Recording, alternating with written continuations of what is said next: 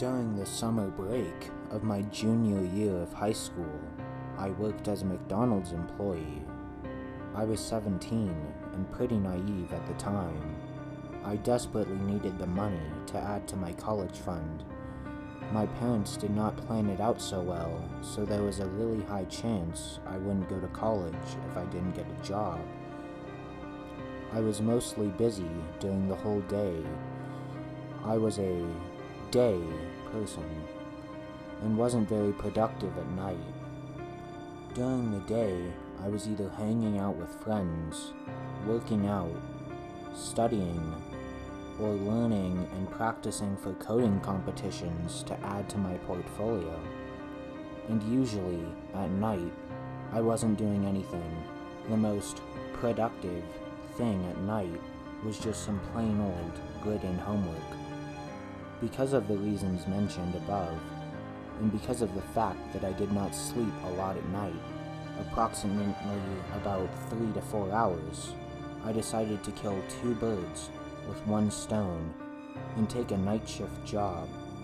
That way, I could get paid for doing absolutely zero mental work and get my homework done. I applied at a lot of places, but I have to admit, I was a big fan of fast food, so fast food jobs were on the top of my priority list. So when I got a job at a McDonald's, it was a no-brainer for me. The McDonald's was located a bit on the outskirts of town, probably for travelers, but I didn't mind as long as I was getting paid. And it being so isolated also meant there would be comparatively fewer customers, so I might even get the chance to squeeze in an extra hour of sleep. I got into my dad's car and went to the store. It looked pretty dreary. The outside walls had a bit of mold on them. I entered the small building to be greeted by a middle-aged man standing behind the counter. He greeted me with a smile and a nod of acknowledgement. He took me to the drive-thru booth, where I would be receiving orders and explaining how everything worked. The ice cream machines, the soft drink dispensers, and the fryers.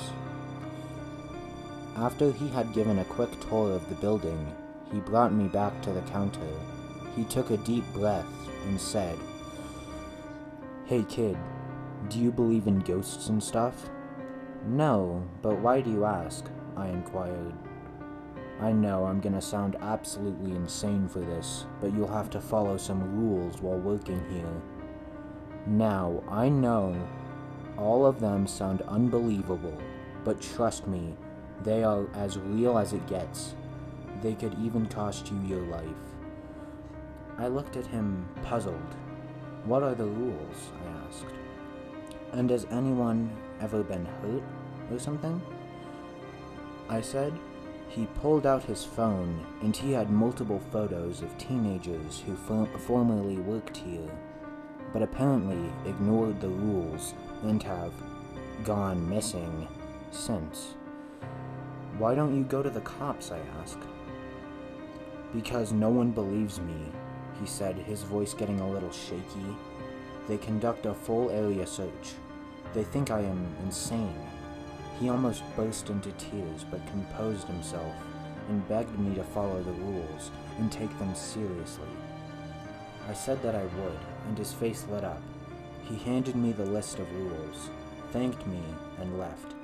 I reluctantly smoothed out the piece of paper and started reading. List of rules to survive the night. Rule 1. Keep the lights on the drive-thru counter, where you'll hand the customer the food, on at all times, with an exception to Rule 5. There is a creature just lurking nearby, waiting for the lights to go out and letting your guard down. Rule 2. There are security cameras next to the counter table. Always check who is in the drive-thru. If the person ordering is in a black Range Rover with tinted windows, do not speak a word to him. He will stop bothering you if you ignore his angry threats and drive away in a few minutes. If you speak to him, however, he is going to break into your booth and attack you like a wild animal. God knows what entity he is that can mimic a human voice so perfectly. Rule 3. If someone orders fries, tell them you're all out, because you do not want to open the bag of frozen fries at midnight. Trust me, the scent will attract unwanted attention, and it'll end well for no one. Rule 4. If you hear your name being called from behind you, stop everything you're doing, lay down, and close your eyes.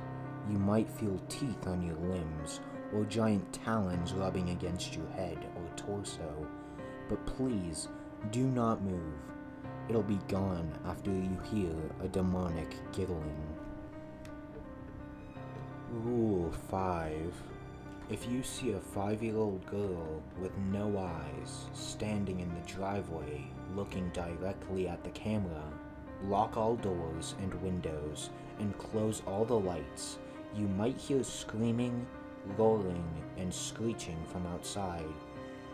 Once it has been a minute since the sounds have ceased, turn the lights back on and continue with your job. Rule 6.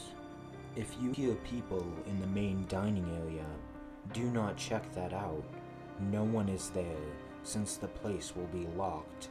It's just another distraction by the creature lurking nearby. Rule 7. If the lights go out by themselves, chop off a toe or a finger and place it on the drive-thru counter and duck behind it. You'll hear low growls, followed by a quick scratching sound. Get up once the lights are back and check the counter. If your finger/toe is missing, congratulations, you're gonna live to see another day. If the finger/toe is still there, just pray to God it kills you quickly and doesn't take its time cherishing your screams. Rule 8. It is advised you do not sleep, because then you can miss your name being called, or the 5-year-old girl, or the laughing and talking sounds of people in the dining area, which can cost you your life. I was puzzled. If this was a joke, it was a terrible one. I thought to myself just before noticing movement in one of the bushes in the drive-thru. You know how you think you can be brave and fight through the fear during a fight or flight situation? Well, nope. Your body actually seizes up when you're facing the fear head-on without a warning. Somewhere in my heart, I believed that this list was fake, or an elaborate prank, but I didn't want to take any chances. So I decided to comply to the rules. For the first hour of the night, literally nothing paranormal happened. I didn't even get a customer till then. This will be easy, I sighed and thought to myself. Flipping through the cameras every 20 minutes, I almost didn't notice the little girl peeking through the bush. Her eye sockets were devoid of eyes. I looked at them, and they seemed void of any human emotion. They were evil in a way. The more I looked in them, the more I wanted to cry. I was so fixated, I almost forgot to switch the lights off, but remembered Rule 5. I got under the counter after switching off the lights. I heard something slam against the left wall of the booth, like something big had lashed out and tried to break through the wall. Then I heard quick footsteps, followed by the cries of a little girl. The cries kept on increasing in intensity, to the point where I thought I would actually go deaf. I covered my ears, but could obviously still hear her cries. The cries ceased within 30 seconds, and I heard a low growl. The growl was followed by the sounds of roaring and slashing of meat. The sounds were so disgusting that I threw up all over the floor. After collecting myself mentally, then I got up and turned the lights back on. I cleaned the puke and contemplated what I had just been through. Before I was even finished thinking about this, I heard people talking. The noise was very distant. I couldn't make out any words, just laughs, giggles, and overlapping voices. The night was eerily silent, so I could hear every little thing that went bump in the night. I was just about to go check it out when I remembered some rules regarding the specific event. I reread the list and found it. It was Rule 6. I had to just ignore it, and it would go away, and so I did. I put on my earphones and started with some schoolwork. Almost 1 hour passed. Nothing happened. When finally a customer came through the drive-thru, I served them and was actually happy. People were starting to come now. I saw another car pulling up. I was really happy now.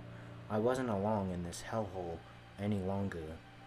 My good mood was immediately put off when I saw it was a black Range Rover with tinted windows. I didn't speak to the angry man on the other side. He screamed his order, then I said, "You know you're in there. Are you deaf? Mother..." I didn't reply and kept my cool. 10 minutes later, it was gone. My shift is over now. I am sitting here typing this, contemplating if this job is really worth $200 a day or not. I wanted to quit, but the guy begged me not to, and that he would double my pay since I was so good at it. But I don't want to risk my life again.